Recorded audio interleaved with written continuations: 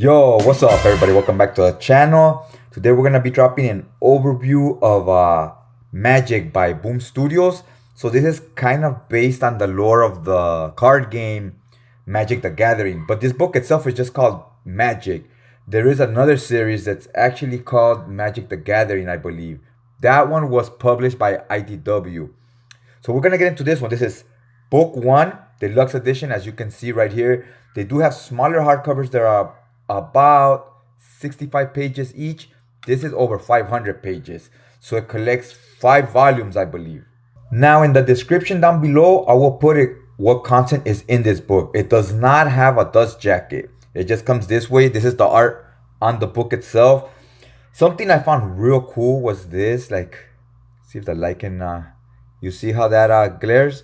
See how that's foil? That's pretty cool. Then there's other parts like that. Look, you can see some over here. All this is shiny. So this is the front cover. Let's go ahead and open it up.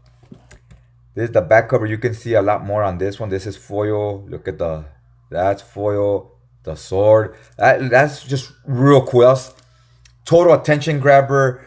I know some people find it gimmicky, like comics back in the 90s, but I really enjoyed that. It does grab your attention. It looks cool. It's a nice little bonus. It definitely adds flair to the book. Like a 2-page spread artwork. But we have this in between. So it shows all the creators and artists. You have a few different artists. The majority of it is written by MacKay. So this is the way this looks. The spine is a little simplistic. I kind of wish the art would have gone all the way through. And the letters would have just had some type of outline, right? So that the title could stand out. But it is what it is. It's a $75 cover price. It is a big book though. This is the binding. I have read it once, so hence why you see that. Really good binding. Real sturdy. Considering the pages, these are thicker, sturdier pages, and the binding is really good. It holds up real well. The glue is very sturdy. So yeah, that's how that looks. Open a little bit more this way. Yeah, it holds up real good. All right, let's check out the interiors. The interior cover is just all red. It says Magic, Book 1. Here, MacKay and Mairghread Scott. So there's a mini series here that goes about 4 issues. She writes that. It's actually really good, the mini series. Here are all the artists and other people that worked on the book. So it does not show the covers until the end of the book. I don't typically like that, and I don't like it here, but it is what it is. It doesn't like ruin the experience for me, but it's a personal preference. So here, chapter 1, and then it tells you that chapter 1 is Magic issue 1. I like that it shows both the chapter and the issue, because chapter 10, for example, doesn't necessarily mean it's Magic issue 10. It's when the miniseries starts. So you get some artwork here. Here's the beginning. The world is starting and it's a multiverse. We're known that it's a multiverse, so that means it's a time traveling story. Not a big fan of those type of stories, but you do get some of those elements in here. And it's less time traveling, it's just more different universes that are happening at the same time. So that's why you see all these lightnings, different people's bodies or whatever. And we're talking about how magic is so important. It does exist, and there is other universes out there. Look at this nice 2-page spread. Look at this dragon. Now in this world, the dragons are cyber. It's a cyber dragon, so it's like a robot. I mean, that's a new little twist on the fantasy genre. At least to my knowledge, I read a few fantasy, and this hasn't happened before. This trope, so that's pretty cool. They're trying something different. So here you get an idea of the gutter loss. You do get a little bit of it. Like I said, the pages are thicker than you would find in your Marvel or DC books. Maybe some of the older DC omnibuses have the pages this thick, so they are sturdy. I do like that. It has pros and cons though. You don't get much bleed through, but you do get a little bit more gutter loss, because also the pages don't hold down as well, because since they're sturdier, they go open more because they have more strength to them. So there's some of the art of what to expect. We do have different artists on the book. Here, these are long widescreen panels meant to be read digitally. Like if you're reading guide view, each panel will cover up the screen on your TV, laptop, etc. And here we're slowly getting introduced to the characters. Now this character looks like a total villain, but she's actually a good guy. There's a lot of different guilds. You know, some are called clans, some are called crews and whatnot, right? Armies, but they're all guilds. Here again, some of the nice artwork. It starts off right away with a lot of action, so you can see what each character's, at least our main characters, what their powers are. We got her right here. She's kind of like your Wolverine, more rebellious, doesn't always listen to authority. She wields around these swords. Now her power is she can see ghosts, and she uses ghosts to fight for her, like on her side. And they'll help her fight like these zombies here, for example. These are zombies, but also assassins. Now the artist here, you see, he tries to get creative with the panels, how he does this diagonal thing. And here he puts no panels at all. He puts like electricity in between the borders, right? Now this guy, he wields magic around. And you see, magic is nothing to take too lightly. Look at how he just tosses these guys around. So clearly, he's a lot more powerful than our first character. Here's our third character. She's like more aggressive, more ruthless, looks kind of villainous, has that hair like Medusa. Her power is, you see, she turned this guy into stone. And now she's looking at this guy, turned him into stone. So she's somewhat like a Medusa type character. Love this panel here. She's looking real menacing. So the art is cool. At times it comes off overly like digital looking. So I know some people are not a fan of that. It's not for everybody. I enjoy it either way when it's like this, really action driven. When it looks more digital, we'll get to some of those pages. I still enjoy it, but it does look a little more stiff. Here the action flows a little more, like the characters look like they're moving. Look, this character, what she did with her swords, now she's doing to her body. Real cool character. We'll get into the characters and powers in a minute. Now here, one of these characters is fighting Medusa, and he has sewn his eyes shut. You see this? So that he can't be turned into stone. But then how can he see where she's at and when he's fighting her, right? It's comics. We just go with it. He's been training a long time. He can sense movements and whatnot, right? Again, some more of the art. Look at here. She's wielding a big freaking sword right there. And you can see what's going to happen here. His head's about to be chopped off. Before we go any further, let me go ahead and skip to some of the extras, just so I can explain the characters a little bit. So this is Vraska. She's the Medusa looking character. This is Kaya, the one that could talk to ghosts, and she has her swords here. Ral Serik, the magician. Then we got this guy, Jace Beleren.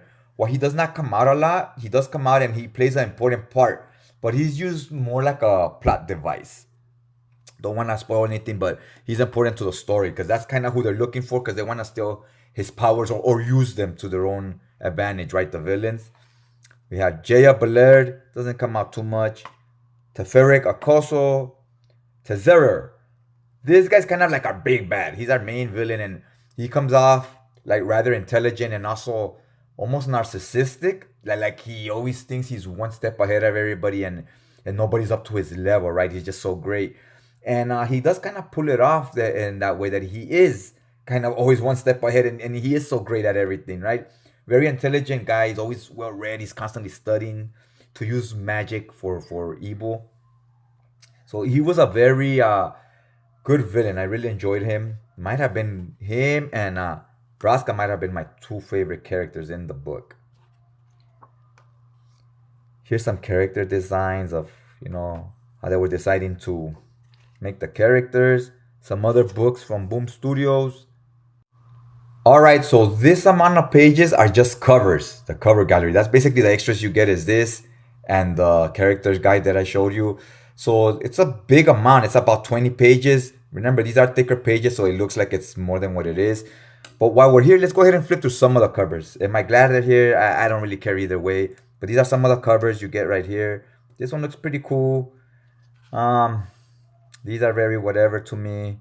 Whatever. I'm going to go to the ones that catch my attention. I really like this artist. It's Ken Lashley. Makes sense. I do like, he did some X-Men. Draws one of the villains. These characters don't even appear in the book, but there's a variant cover.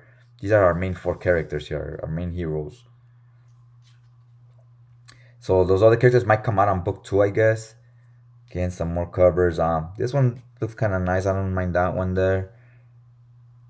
Let's get to some of the better ones or some of my favorite. This one I love. It looks a lot, very much like Dragon Age, the video games. It says here, Magic Issue 1 variant, bulletproof exclusive by Alan Qua. That's an awesome cover. Here you get this villain. He does appear, but he looks a little different with the artist that's on the book. Here's one of our characters. It almost also can feel like a Lord of the Rings. You do have to hold the pages a little bit like that because, like I said, once you get to the end and then the beginning, they are sturdier pages. This art you do get in the interior. See, it's kind of more like digital. It says Mono Finden. So yeah, it looks. This is not everybody's cup of tea. I know there's some complaints on this style of art. I didn't mind it, but I would have loved to see this person do interiors. That character looks pretty cool. Doesn't come out in the book, like I said, the one with all these eyes. It's probably on book 2 and the remainder of the series. 2-page splash right there. Getting more of this like digital style coloring. This is by Daniel Warren Johnson. Right there. This one looks interesting. Some more covers there. So I just pretty much showed you the one that was like my clear favorite. I also like this artist, Jakub Rebelka. I find her use of colors and like lines, like the things going on, very interesting. It almost, besides the character here, everything else almost reminds me a little bit of something that like Picasso would do. Like a lot of different covers and cubism. Even though this isn't cubism, it's just papers flying around. It gives me that vibe. I don't know why. Or like of stained glass at churches. Gives me that type of feel. This character looks cool. Does not come out either. Who's this? I don't know if I... This one is also very attention grabbing just because it's so different. It looks like old school comic art. It's Vincenza Riccardi. I think this is like a European artist. Look at the way he drew Sasquatch right here. Very different. Even the hair and everything is different colors. This I found real interesting. This artwork right here caught my attention. Let's get back to the story a little bit. All right, so here I skipped a little bit closer to the middle of the book. We start getting introduced to the big bad. He's very menacing, but also very manipulative, having you think, is he really bad? Is he good? Almost like reminds me a little bit of Mr. Sinister, how a lot of the time he works behind the scenes. Again, a lot of these long widescreen shots. Look at here, he looks shocked. The facial expressions are getting better. And it's starting to become almost more like a, look at her right here, still shocked, and him too. And then bam, it's very fierce right here. It's almost looking like anime style at times. It even has these lines like how manga does to give it that action while not going full manga style, right? Like it has them, but you can't see them a lot. But even if they weren't there, you would get that feel because of how fierce she's screaming. You would still get that vibe. So now they're going to other multiverses, meaning the same universe, but I mean the same place where they still exist, but it's not the same universe. And they're getting more players. See, look, they're introducing themselves to more characters now. We get all the names there. These characters vaguely come out. They just come out because they just want to get more characters to build a big army. And they're not really in the story, but they're there for the fight scenes. So they could look like an all-out war, right? Like a huge war, like in, Lord of the Rings. There's a great story, a lot of build-up. Then you get this huge fight at the end all the time. It's kind of what this book does. But I would definitely say it's more about the world building and introducing you to each character's powers. More than that, that's kind of the gist of the story here. We're getting introduced to this world, right? So I found it interesting. The dialogue was pretty good. It was kind of just always informative. Here's another 2-page spread so you could get a good look at the gutter laws. There is some of it, like I said. The binding is kind of tight, but because it has to be, it had to be done that way to hold these pages. Because I've seen when they try to leave the binding a little more loose so you could press it down more on some of the Dark Horse and Image, the big library edition size books. And when you do that, the pages come off because then it's not enough glue. So if you don't do it this way, you will get that in the long run. If you go light on it, right? Yeah, you'll get the full page, but you'll get less gutter loss, but the pages will start coming off. So I think they made a right decision doing what they did right here with the binding. Here they are getting possessed by the magic so that we can see their inner thoughts. And look, there's one character, the other. See, we're seeing other thoughts. See, her powers to see the ghost. And now we're seeing what the future holds. A bunch of like in Game of Thrones, the Daywalkers. We're gonna fight an army of the living dead, right? Someone's trying to be a necromancer and bring back the dead to life so they could fight for them. So that's kind of what we're just revealing at this moment. And here the art looks slightly different, the facial expressions. I think this might be another artist at this point. But yeah, they're having an argument. Look at them here. This almost looks like an animated cartoon here to me. The way the art is, it's really good. I like it, and I wouldn't say it's completely unique, but it's doing its own thing. So yeah, I'm gonna leave it there. Hopefully you guys enjoyed the overview, and hopefully this book caught your attention. Maybe you wanna go check it out. You like world building, this is definitely for you. Especially the first volume, it's a lot of that.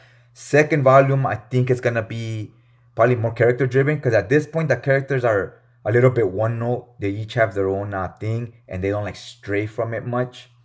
So alright guys, hopefully you enjoyed this video. If you did, go ahead and hit that like button. And if you want to see more overviews or videos on the channel, go ahead and hit that subscribe button. That way it'll keep you notified on your feed when a new video drops. Other than that, I'd just like to thank you guys for taking some time out of your day to check out the video. And I'll check you guys out next time.